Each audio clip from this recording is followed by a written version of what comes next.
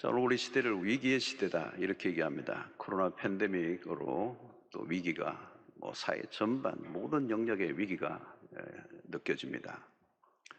그러나 그 어떤 것보다도 가장 기초 근간이 되는 것은 가정이 아닌가. 이 가정의 위기를 우리는 맞고 있습니다. 이 가정에 관련된 이 수치들은 절망적인 수치들이 많습니다. 다 언급하지 않아도 우리가 잘 알고 있습니다. 특별히 이제 가정에 관련된 또 결혼에 관련된 설교가 갈수록 까다로워집니다. 왜냐하면 우리를 둘러싼 상황이 굉장히 어려워졌고 다양화되어졌기 때문에 쉽게 정의를 내린다는 게 참 어려운 거죠. 그럼에도 우리는 반복적으로 계속 우리가 해야 될 것은 성경적 원리를 확인해야 합니다. 성경이 뭐라고 말씀하는가? 소위 말하면 가정에 대한 오리지널, 원본을 찾아야 되는 거죠. 요즘 사람들이 결혼을 하지만 결혼이 무엇인지 알고 결혼하는가? 질문하면 쉽게 대답하지 못할 것입니다. 왜 결혼하느냐 이렇게 젊은이들이 물으니까 하도 쫄라서 한다 그러더라고 부모님이. 설계도 없이 집을 지을 수가 있겠습니까? 설계도가 없이. 설계 도면이 없으면 집을 못 짓습니다. 지을 수는 있겠죠. 그런데 무너집니다. 마치 그것이 뭐냐면 행복이 무엇인지 모르고 행복을 추구하는 것 같습니다. 행복을 추구하는데 행복이 과연 뭐냐는 거죠. 쉬운 대답이 아닙니다.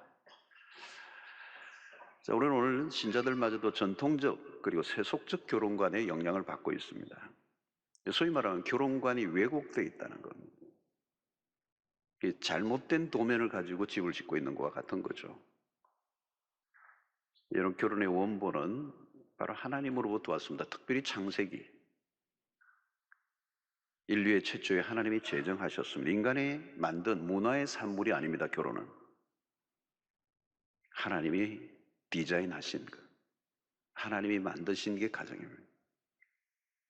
하나님 여섯째 날까지 창조의 사역을 완성하셨죠. 그 창조의 사역은 완전했습니다. 그리고 창조가 하나씩 이루어질 때마다 하나님은 보시기에 좋았더라, 보시기에 좋았더라, 굿 그랬습니다. 근데 마지막 하나님이 보시기에 좋지 않은 게 하나 있었어요. 그게 오늘 18절에 여호와 하나님이 이르시되 사람이 혼자 사는 것이 좋지 아니하니 내가 그를 위하여 돕는 배필을 지으리라 하시니라. 여기 아담이 혼자 있는 것을 좋지 않게 보셨다는 거예요. 혼자 사는 것이 좋지 아니하니, 이 좋지 않다라고는 이 표현을 원문으로 들여다보면 굉장히 강한 표현입니다. 적당하게 그냥 좀 안 좋네 이게 아니에요. 나쁘다라고는 표현해요. 오늘날 혼자 사는 문화가 강조되고 있습니다. 혼자 사는 것을 미화하고 있습니다. 그러나 그것은 하나님의 의도와 거리가 먼 것입니다. 특별한 목적을 위해 싱글로 살거나 독신의 은사를 받은 사람이 있긴 하지만 일반적인 것은 아닙니다. 어떤 일은 자유롭게 살고 싶어 결혼을 거부합니다. 그리고 결혼을 일종의 굴레로 여깁니다. 그것도 역시 오늘 이 시대의 문화가 만들어낸 산물이라고 볼 수가 있습니다. 혼자 살면 과연 자유로울까? 핵심은 혼자 사느냐 함께 사느냐가 아닙니다. 더 본질적인 질문을 해야 돼요. 인간에게 찾아온 불행은 본래 하나님이 의도하셨던 그 계획에서 멀어졌을 때 온 것이죠. 그 깊은 곳에 들어가 보면 죄가 있습니다. 만약 우리가 죄성을 극복한다면 결혼 제도를 통하여 주시는 축복이 얼마나 큰가를 깨닫게 됩니다. 하나님이 의도하셨던 가정 안에는 신비로움이 있습니다. 이 세상에 어디에서도 경험할 수 없는 기쁨과 행복이 가정 안에, 부부의 관계 안에 있다는 것. 세상은 그것이 무엇인지 모릅니다. 또 누릴 수도 없어요. 함께 할 때의 행복이 혼자의 행복과 질이 전혀 다르다는 것. 그래서 혼자 산다고 자유가 오는 것이 아닙니다. 자유와 행복은 부부의 진정한 연합을 통하여 주신다는 것. 그래서 우리의 기준은 세상이 아니라 성경이어야 합니다. 그리스도인들은 언제나 이 문화, 이 세상에 주는 어떤 환경과 상황이 아니라 컨텍스트가 아니라 텍스트, 하나님의 말씀이 우리의 모든 삶의 가정의 기준이 되어야 한다. 마귀는 이걸 흩트러 버리는 거죠. 마귀는 관계를 깨려고 하고 가정이 별 볼 일 없는 것처럼 오히려 가정이 우리의 삶을 오히려 속박하고 힘들게 한다라고 하는 메시지를 계속 주면서 사람들을 유린하고 있습니다.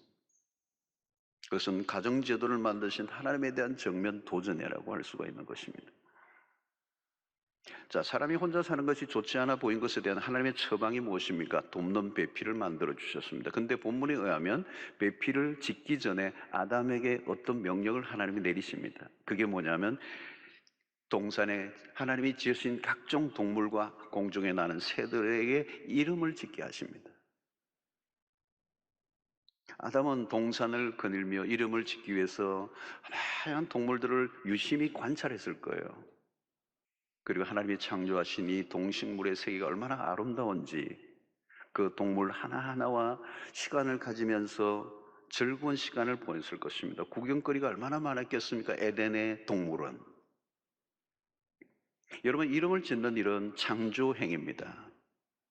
그 이름 하나하나를 부를 때마다 그 생김새와 그 디자인과 거기서 오는 아주 오묘한 그 멋들을 아마 느꼈을 거예요. 원숭이의 재롱, 공작새의 화려한 쇼, 그 귀엽고 사랑스러운 동물들이 한둘이 아니었어요. 아마 그 동산을 걷는 동안에 아담은 매우 즐거웠을 거예요. 근데 뭔가 부족함이 있는 거예요. 뭔가 부족함이 있는 거예요. 그 동물의 세계를 함께 거닐며 그 지내는 동안에 뭔가 참 즐거웠지만 뭔가 아쉬움이 있는 거죠. 현대 그리스도인들은 애완동물을 많이 키웁니다. 특히 애완견을 참 좋아합니다. 동물병원들이 많아졌고 슈퍼마켓에 가면 개나 고양이에 대한 취급하는 코너가 점점 늘어갑니다. 어떤 여자분은 남편보다 개가 훨씬 더 좋다고 말합니다. 그냥 좋다고만 하지 않고 남편보다 낫다고 얘기합니다. 결국 그렇게 되면 남편이 뭐보다 못하다는 뉘앙스가 들어가죠. 심지어 강아지 때문에 다투어 남편과 이혼하는 경우도 있습니다. 동물이지만 완전한 가족으로 여깁니다. 유산이라도 남길 분위기입니다. 예, 이 강아지들을 보면 주인에게 분명히 즐거움을 줍니다. 그러나 아무리 좋고 즐거움을 주어도 수준이 강아지입니다. 인간을 대신할 수는 없습니다. 강아지와 시간을 함께 보낼 수 있지만 인생을 논할 수는 없습니다. 외로움을 달래주기는 하지만 영혼의 깊은 것을 나눌 수는 없습니다. 원초적인 얘기는 할 수가 있겠죠. 앉아, 일어서. 밥 먹었니? 먹어라. 인간은 달라요, 여러분. 식물과도 대화가 가능하고요. 동물들과도 대화가 가능해요. 그러나 하나님의 형상으로 지원받은 인간과는 달라요. 인간의 고독에 대한 하나님의 처방은 강아지나 고양이가 아닙니다. 여자를 지으셨다는 거예요. 아담이 외로우니까 더 멋진 영특한 강아지를 붙여주신 게 아닙니다. 돕는 배필, 하와를 지어주셨다. 소울메이트, 영혼을 함께하는 파트너를 세우신. 하와를 지으신 첫 번째 목적은 돕는 배필이에요. 가정에서 아내의 역할을 정의해 줍니다. 돕는 배필이라는 말은 남편은 아내의 도움 아래 완전해질 수 있다는 뜻입니다. 아내의 도움이 없이는 남자는 불완전한 존재라는 뜻입니다. 아내도 마찬가지입니다. 결혼은 혼자 이루는 것이 아니라 함께 이루어가는 것입니다. 돕는 배필이란 단순히 돕는다는 보조적 역할이 아니에요. 남자에게 종속된 존재나 의존적 존재를 말하는 것이 아니라 단순히 외로움을 달래주는 정도, 빨래나 하고 아이나 길러주는 정도가 아니라 그보다 훨씬 더 높은 의도가 이 돕는 배필, 에젤을 지으셨다는 겁니다. 여기는 조화의 의미가 있고 상호 보완적인 의미가 있습니다. 남자와 여자는 서로 대치하고 갈등하는 관계가 아니라 서로 돕고 조화를 이루며 함께 완성을 향하여 나아가는 존재로 만나게 하셨다는 거예요. 하나님이 남자와 여자를 창조하셨다. 이게 매우 중요한 원리입니다. 그냥 남자만만이, 여자만만이요. 남자와 여자의 그 역할, 그 기능이 있다는 거예요. 자, 1장 27절에 보면 하나님이 자기 형상 곧 하나님의 형상대로 사람을 창조하시되 남자와 여자를 창조하시고 창조하신 목적이 있습니다. 28절에 보니까 하나님이 그들에게 복을 주시며 하나님이 그들에게 이르시되 생육하고 번성하여 땅에 충만하라. 땅을 정복하라. 바다의 물고기와 하늘의 새와 땅에 움직이는 모든 생물을 다스리라 하시니라. 문화 대명령, 성교적 명령. 그 가정은 하나님의 뜻이 있다는 거예요. 그냥 가정을 만드신 게 아니에요. 두 사람이 그냥 알콩달콩 사는 정도로 가정을 만드신 게 아니라 그 가정을 만드신 하나님의 더 원대하고 큰 목적이 있다는 것입니다. 분명한 목표가 없는 결혼과 가정은 헷갈리게 돼 있어요. 뜨거운 사랑만으로 채울 수 없는 허전함이 있게 되어 있습니다. 사랑을 이루어내야 할 궁극적인 목적을 발견하는, 하나님이 주신 사명이 있는 가정이 행복한 것이죠. 두 사람이 날마다 마주 보고만 있다고 행복이 주어지는 것이 아니라 그 가정을 향한 하나님의 비전과 목표를 발견하는 것. 만약에 그것이 없다면 동물적 삶과 큰 차이가 없는 것입니다. 하나님이 우리 가정에 주신 미션이란 뭔가? 하나님은 그들에게 복을 주시는데 그 복은 생육하고 번성하고 땅에 충만하게 하라는 것. 피조물의 지배를 받으며 사는 게 아니라 다스리는 권세를 부여해 주시는, 거의 하나님과 같은 엄청난 권세를 주셨다. 피해를 입을까 두려워 소극적으로 살아가게 하는 것이 아니라 창조적 삶을 살게 하셨다는, 그 가정에 하나님이 더 놀라운 기회를 허락해 주셨다. 그래서 복음 안에서 그리스도인의 가정은 행복이 목표가 아니요, 행복은 수단이지 목표가 아닙니다. 그 가정을 통하여 이루신 하나님의 뜻에 합당하게 살아가게 될 때 그 가정이 뭐예요? 오늘 생육하고 번성하고 땅을 다스리고 정복해가는, 하나님의 부르심에 민감하게 반응하고 그 미션을 가지고 살아갈 때 아름다운 가정이 되는 것입니다. 겉으로는 사명을 감당한다고 하는데 부부가 깨어져 있으면 아무것도 할 수 없어요. 오히려 하나님의 영광을 가려울 수 있습니다. 결혼은 서로를 기쁘게 하는 것일 뿐만 아니라 하나님을 기쁘시게 하려는 목적이 있는 것입니다. 부부가 하나님을 기쁘시기로 할 때 서로에게 기쁨이 주어지게 되는 것입니다. 결혼 관계 안에서 성숙함에 이를 때 그 가정을 통하여 할 일이 많아집니다. 생육하고 번성하는 것. 특별히 오늘 우리가 사도행전의 역사를 통해서 예루살렘과 온 유대와 사마리아 땅끝까지 복음을 전하는 이 선교적 사명뿐만 아니라 또 우리 자녀들에게 믿음을 개성시켜주는 작업들. 오늘 어버이 주일인데요. 참 우리의 어버들이 해야 될 가장 중요한 미션이 뭐냐? 우리의 가지고 있는 믿음을 다음 세대에게 전승해 주는 것. 우리가 받은 구원을 우리의 자녀들이 구원을 받게 하는 것. 그것이 생육하고 번성하는, 단순히 생물학적 번성이 아니라, 그것만으로 끝나는 게 아니라 영적인 번성을 해야 된다는 것. 이 코로나 팬데믹 이후에 특별히 한국 교회는 다음 세대에 치명타를 입었습니다. 많은 교회들이, 아이들이 이 코로나에 교회를 나오지 못하는 거예요. 이 믿음이 어른들도 지키기 힘든데 아이들이 무슨 재간으로 지켜냅니까? 믿음의 대가 끊기고 있는 거죠. 사랑하는 성도 여러분, 오늘 생육하고 번성하고 이 땅을 다스리는 이 창조, 이 명령, 그것이 오늘 신약시대 그리스도인들에게는 이제는 땅끝까지 복음을 전할 뿐만 아니라 우리의 다음 세대들에게 믿음을 계승해 주는 이 일을 하나님이 우리에게 주시고, 우리에게 주신 이 믿음의 복이 다음 세대에게도 전승되는 것이 되어야 된다. 여러분들의 가정에 그 복이 임하게 되기를 축원합니다. 우리가 가정에 하나님을 기쁘시게 하기 위해서 살아가게 될 때, 하나님이 우리에게 주신 그 미션을 붙잡고 우리의 가정에 달려갈 때 행복은 덤으로 찾아올 줄로 믿습니다. 자, 가정에서 매우 중요한 것은 하나됨이죠. 24절에 보니까 남자가 그 부모를 떠나 그 아내와 연합하여 둘이 한 몸을 이룰지로다.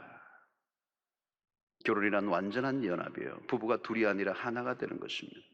특히 하나됨의 결합은 하나님에 의해서 이루어지는 것입니다. 인류 최초의 중매는 하나님이 하셨습니다. 최초의 중매쟁이 하나님이시죠. 최초의 주례도 하나님이 하셨어요. 22절을 보면 여호와 하나님이 아담에게서 취하신 그 갈빗대로 여자를 만드시고 그를 아담에게로 이끌어 오시니 그랬어요. 하나님께서 여자를 만드시고 그를 아담에게로 이끌어 오셨다는 거예요. 가정을 이루게 하신 분은 오직 하나님이십니다. 둘이 좋아 결혼하는 게 아니에요. 하나님이 주도하셨습니다. 내가 찾아 만나는 게 아니라 하나님이 이끌어 드리는 사람을 내가 만나는 거죠. 이 결혼의 출발이 너무나도 중요합니다. 둘만의 애정으로 결혼하면 위험해요. 그 둘을 만나게 하신 하나님의 역할이 중요하다는 거예요. 하나님이 이끌어 들이신 사람. 다시 말하면 결혼은 하나님의 섭리 아래서 이루어져야 된다. 둘이 좋아 만나 결혼했지만 그 안에는 하나님의 섭리가 있음을 발견해야 그 가정이 건강한 가정이 될 수가 있습니다. 자, 하나가 되었다는 것은 무엇을 말해주는 것입니까? 공동 운명체요. 남편이 잘못했다는 말은 아내가 잘못했다는 말보다 같아요. 한 사람에게만 모든 책임을 돌릴 수 없게 되어진 존재가 부부의 관계. 상대의 탓만 할 수 없습니다. 아내에게 잘못이 있다는 말은 남편의 문제이기도 합니다. 따로따로 책임을 돌릴 수 없어요. 그것이 부부라는 것입니다. 보십시오. 에덴 동산에서 범죄에 대한 하나님의 심판은 뭐예요? 아담과 하와 모두에게 심판을 내렸어요. 하나로 묶여져 다루어진다는 겁니다. 남편이나 아내의 흉을 보면 어떻게 될까요? 결국 나에게로 돌아오는 것입니다. 내가 어쩌자고 저런 인간을 만났는지 모르겠다고 하면 안 돼요. 가끔 속아서 결혼했다는 말을 하는 사람이 있습니다. 속은 것이 아니라 본래 그런 사람을 만난 겁니다. 중요한 것은 결혼은 본래 연약한 두 남녀의 결합입니다. 완전체로 만난 게 아니에요. 부부란 세월이 가면서 조금씩 알아가고 배워가는 관계입니다. 온전한 사람이 만났다가 문제될 것이 하나도 없습니다. 온전한 사람이 이 세상에 어디에 있습니까? 연약함으로 시작해서 완성으로 가는 것이 결혼이다. 상대의 연약을 내가 끌어안아주고 보완해 주라고 만나게 하셨습니다. 서로에게 있는 약점을 내치면 안 되고 끌어안아야 한다는 것. 때로는 싸울 수도 있습니다. 어찌 안 싸우고 살 수가 있으며, 그러나 살아가면서 싸움의 횟수가 조금씩 줄어들고, 싸워도 가볍게 싸우고, 또 싸웠다 할지라도 빨리 화해하는 법을 익혀가는 것. 어떻게 가능하죠? 십자가가 답입니다.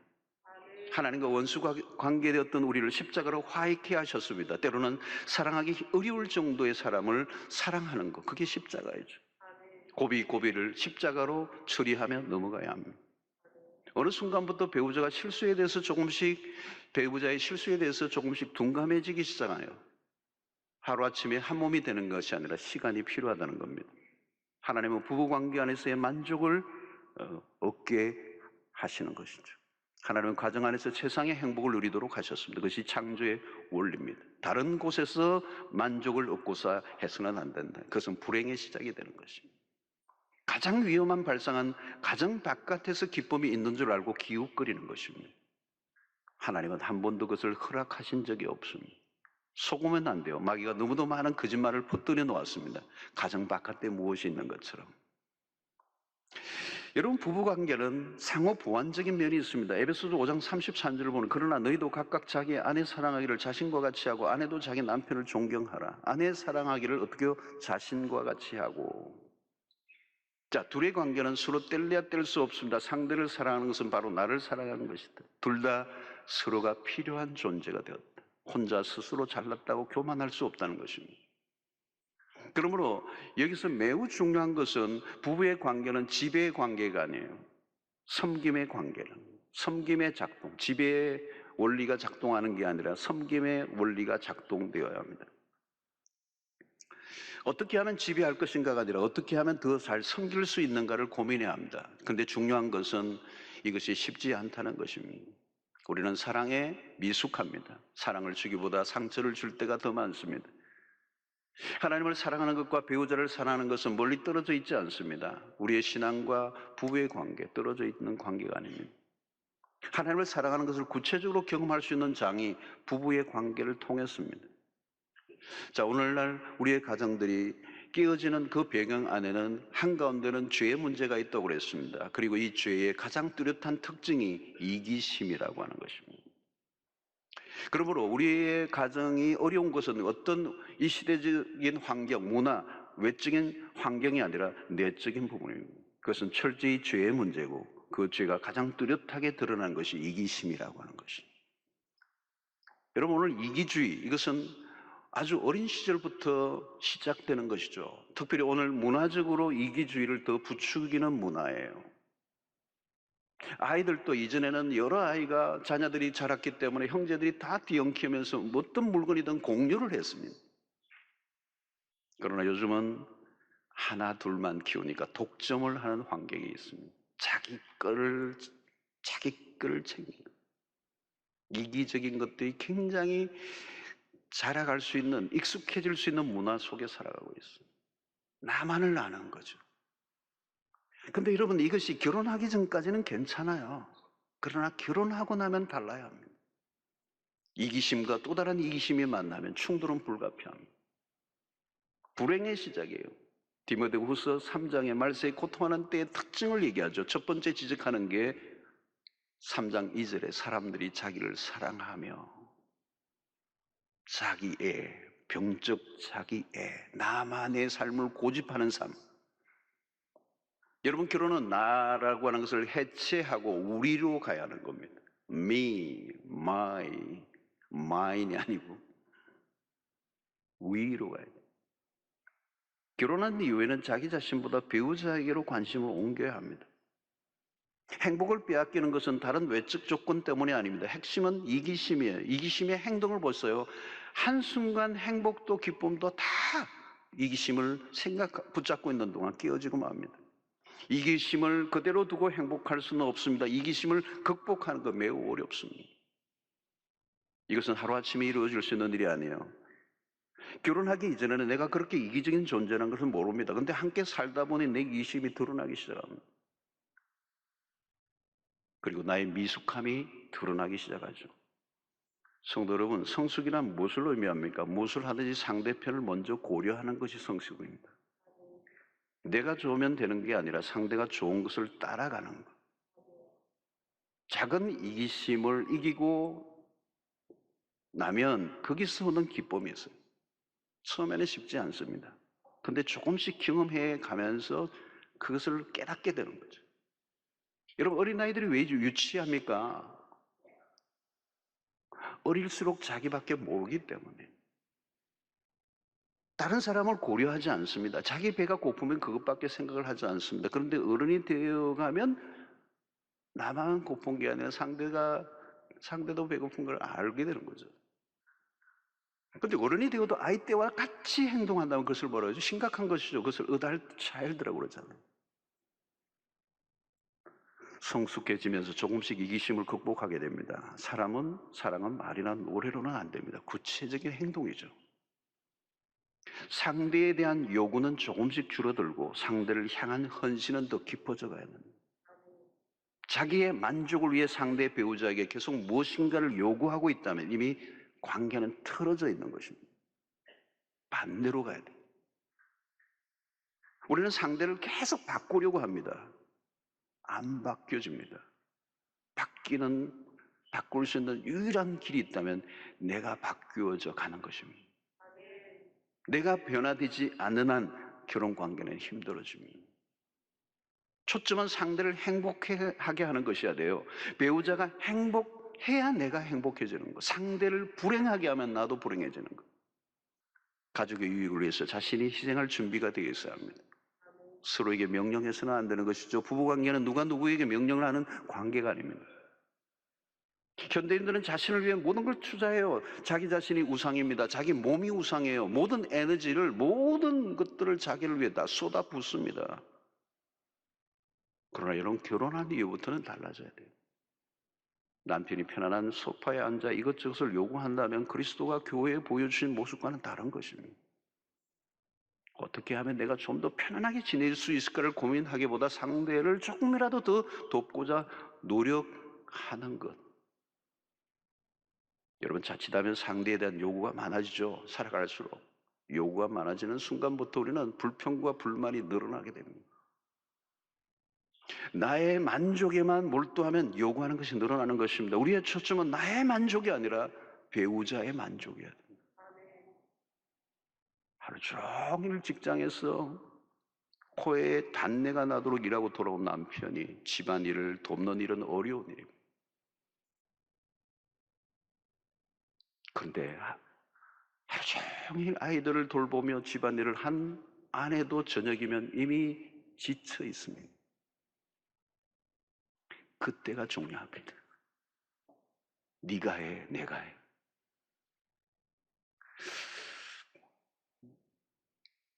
집안일을 도우려고 하는 남편을 조금이라도 더 쉬게 하려고 하는 아내를 조금 더 쉬게 하려고 지친 몸이지만 집안일을 돕고자 하는 남편, 그것이 최상의 관계죠. 사랑은 뭘까요, 여러분? 희생입니다. 희생이라는 단어에는 대가 지불이라는 것이 들어있어요. 대가 지불이 쉬운 것은 아닙니다. 이타적 삶을 산다는 것은 일상으로 들어가면 쉬운 얘기가 아닙니다. 그러나 내 몸은 좀 불편할지 모르지만 내가 기어이 용기를 내어 일어서서 아내를 돕고 남편을 도울 때 내 몸은 피곤하지만 밀려오는 기쁨이 있어요. 대개는 나만의 편안함에 익숙해져 있습니다. 그러나 그 태도로는 우리의 부부의 과정을 아름답게 세워가기는 어려워요. 끊임없이 상대를 섬기기 위해 나의 불편함을 받아들여야 합니다. 그것이 성숙으로 가는 길입니다. 배우자를 위해 수고한다 해도 자랑하거나 생색낼 수 없어요. 아내에게 한 것은 내 몸에게 한 것이기 때문에 자기 자신과 같지 않아. 이기심의 극복은 어디에서 가능한가? 이것도 십자가밖에 없어요. 십자가의 신앙을 일상으로 살아가는 거. 우리 지난 고난주간에 우리가 특설을 했는데요. 십자가가 일상으로 살아내게 하는 것은 이런 부부의 관계에서도 일어난다. 그리스도는 우리를 섬기기 위해 죽기까지 복종하셨어요. 철저히 상대를 위해 죽어줄 수 있다면 그것은 십자가의 원리밖에 없습니다. 세상에서는 불가능한 것입니다. 가정 안에서 십자가가 얼마나 중요한지, 가정이 복음 위에 세워져야 한다는 게 무엇을 의미하는지, 십자가 동떨어져 있는 순간 우리의 가정의 관계는 냉각되고 혼란 속에 빠질 수밖에 없어요. 그래서 오늘날 십자가 없는 가정은 궁극적으로는 진정한 가정을 이루어낼 수가 없습니다. 주님이 주신 황금률, 부부의 관계에서도 발견됩니다. 골든 룰이라고 하는 아주 기가 막힌 마태복음 7장 12절의 말씀처럼 그러므로 무엇이든지 남에게 대접을 받고자 하는 대로 너희도 남을 대접하라. 이것이 율법이요 선지자니라. 엄청난 얘기예요. 그래서 이것을 골든 룰이라고 합니다. 황금의 법이라는 거죠. 황금률이라는 거. 그러니까 이 말은 뭘까요? 배우자가 나를 위해 해주었으면 하는 그 마음을 가지고 그대로 상대에게 하라는 거예요. 요구하지 말고 그 생각이 들면 상대도 그 생각을 하고 있기 때문에 동일하게 해주라는 거예요. 여러분, 우리가 어떤 곳에 가고 싶어도 내가 가고 싶은 것이 아니라 배우자가 가고 싶은 곳을 선택해요. 이 휴일날 아침 아내는 멋진 브런치 카페를 가고 싶은데 남편은 선지 해장국을 먹자고 합니다. 이 분위기 없는 남편과 함께 어떻게 할 것인가? 선지 해장국을 먹을 것인가? 고집하며 브런치 카페를 갈 것인가? 그것이 문제로다. 식성이 아주 다른 부부의 일상은 쉽지 않아.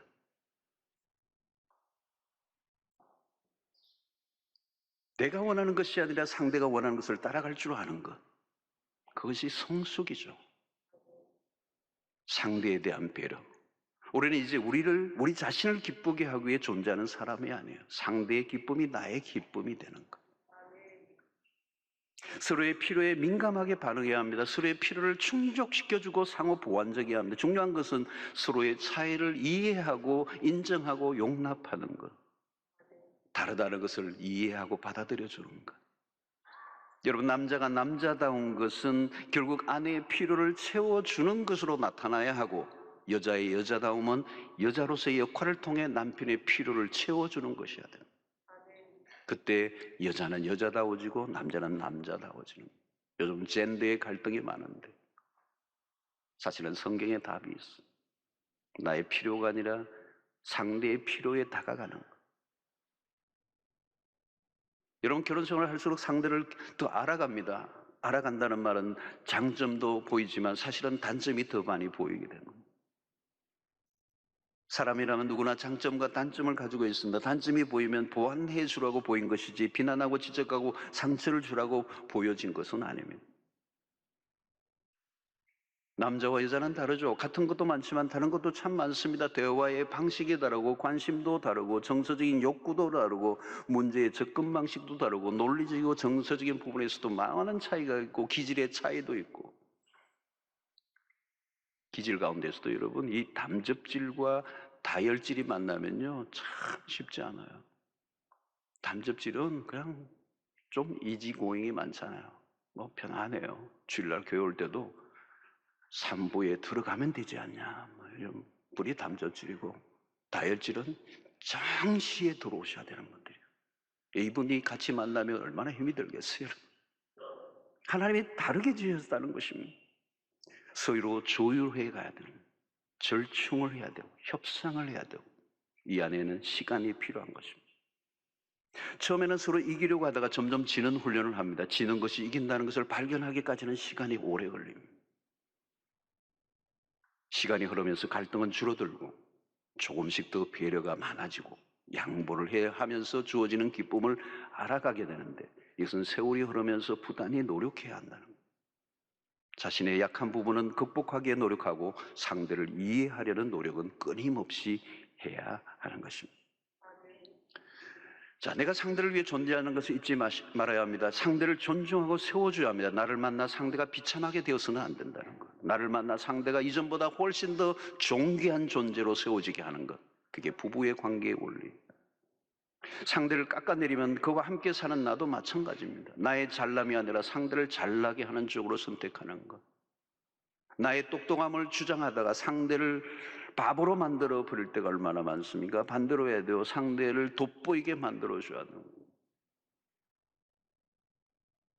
여러분, 신앙이 좋아져 간다는 것은 무엇을 의미합니까? 내 주변의 사람들을 더 존귀한 존재로 만들어주는 역할을 하는 것입니다. 나 잘난 맛에 사는 것이 아니라 나로 인해 아내가 남편이 더 아름답고 멋진 존재로 세워지게 하는 것. 부부가 된 이상 한 사람만 올라가고 한 사람만 내려가는 법은 없습니다. 아내로부터 남편으로부터 가장 존귀한 존재로 가치를 깨닫게 해주는 것이 부부의 서로의 역할이라는 것입니다. 얼마나 소중한 존재인가, 얼마나 가치 있는 존재인가.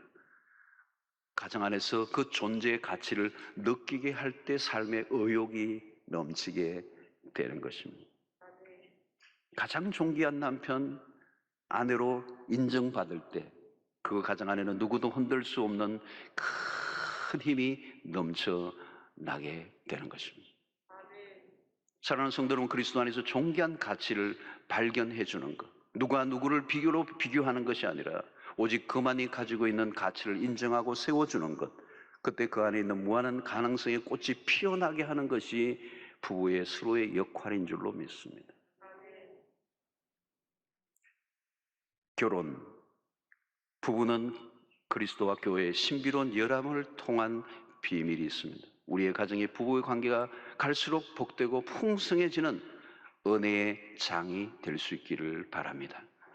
부부관계를 통해서만 성숙에 이르게 하시는 뜻이 있습니다. 하루아침에 결코 완성된 그림이 나오지 않아요. 긴 싸움입니다. 우리의 신앙도, 우리의 인격도, 우리의 가정도 시간을 통하여서 조금씩 익어가는 것입니다. 갈수록 성숙에 이를 때 이전에 보이지 않던 세계가 보이기 시작합니다. 결혼 안에는 하나님이 감추어 놓은 비경들이 있습니다. 가정은 하나님의 놀라운 작품입니다. 하나님은 그 가정 안에서 우리가 생각하고 경험하는 것보다 훨씬 더 크고 놀라운 비밀과 신비를 숨겨 놓으셨습니다. 그리스도인들은 이 흔들리며 고통하는 가정들 속에서 성경이 제시하는 가정이 어떤가를 세상에 증명해야 할 사명이 있어요. 오늘 세상은 진정한 가정이 무엇인지를 몰라요. 그리고 혼란한, 왜곡된 결혼 생활에 고통하는 사람들이 한두 명이 아닙니다. 그때 우리는 하나님이 디자인하신 이 가정, 그 가정 안에 감춰진 하나님의 축복과 그 선물들이 무엇인지를 우리의 부부의 관계를 통하여 증명해 주어야 할 사명이 우리에게 있다. 야, 가정이라는 게 저런 거구나. 부부의 관계가 저런 거구나. 십자가가 아니면 도무지 이해할 수 없는 하나님이 에덴에서 설계하셨던 그 축복된 가정, 그 가정 속에서 나오는 그 행복과 기쁨을 세상 사람들이 우리의 가정을 통하여 목말라하고 궁금해하고 물어오는 삶을 우리가 살아야 하는 것입니다. 하나님은 결혼을 통하여 우리를 성화에 이르게 하시고 하나님의 영광을 드러내기를 원하십니다. 그것은 우리의 힘만으로는 안 돼요. 순간순간 하나님의 도우심을 구해야 합니다. 끊임없이 기도해야 합니다. 그리고 가정이라는 집을 세워가는 것이죠. 그리고 그 가정의 기초는 건강한 부부관계. 그 기초를 단단히 할 때, 그 가정이 점점 완성을 향하여 나아갈 때 하나님은 우리 가정 안에서 더 많은 것을 누리게 하실 뿐만 아니라 그 건강한 가정에 하나님은 많은 것을 맡겨주신다는 거예요. 하나님의 뜻을 이루어갈 수 있도록. 여러분, 이 부부의 관계가 흔들리면요, 가정이 전체가 다 흔들리게 돼 있어요. 이 부부의 관계가 강력하게 건강해서 있으면 부모와의 관계도 흔들림이 없어요. 자녀와의 관계도 문제가 없어요. 요즘 이런 어버이날에 와도 긴장감이 있어서 가정의 달이면 더 가정이 더 신경 쓰이는 일들이 많이 있습니다. 그러나 여러분, 부부의 관계가 건강한 그리스도 중심적 부부가 된다면 부모의 관계도 안정감이 있어요. 시댁과 친정의 문제, 갈등 없이 지낼 수가 있어요. 문제는 부부의 관계. 부부의 관계가 흔들리면 뭐가 다 뒤엉켜져 버리는 것이죠. 자녀와의 관계도 뒤엉켜 버립니다. 그러면 그 안에서 주는 에너지가 나오지가 않아요. 그러면 아무것도 할 수가 없습니다. 하나님은 이 건강한 가정을, 이 부부의 관계를 통하여 가정을 건강하게 세우기를 원하시고 그 가정을 통하여 나온 에너지를 통하여 하나님의 뜻을 이루는 일에 쓰여지기를 원하시는 것이다. 하나님 여러분들의 가정을 사용하기를 원하십니다. 그리고 여러분들의 가정을 축복하기를 원하십니다. 그리고 여러분들의 가정을 통하여 하나님의 위대한 미션을 이루어 가기를 원하신다는 거예요. 오늘 이 가정을 사단은 공격하고 가정을 흔들어 놓는 일에 혈안이 되어 있습니다. 우리는 하나님이 만드신 이 가정의 이 오리지널한 원리를 붙잡고 이 설계 도면을 가지고 이 창세기 안에서 가르쳐주는 이 하나님의 가정에 대한 메시지를 굳게 붙잡고 그 성경의 원리로 계속 힘들지만 그 원리를 붙잡고 적용하고자 애를 쓸 때 우리가 한 번도 맛보지 못했던 더 결혼 안에 감춰져 있는 하나님의 비밀들과 신비를 깨달아가며 하나님의 주신 위로와 소망과 기쁨과 즐거움과 희락이 여러분들의 부부관계, 가정 안에서 흘러넘칠 때 부모님에게, 자녀들에게 흘러가며 그리고 이웃들에게 흘러가 이 땅을 온전케 하고 세상을 회복시키는 역사에 여러분들의 가정이 쓰임받는 역사가 있게 될 줄로 믿습니다.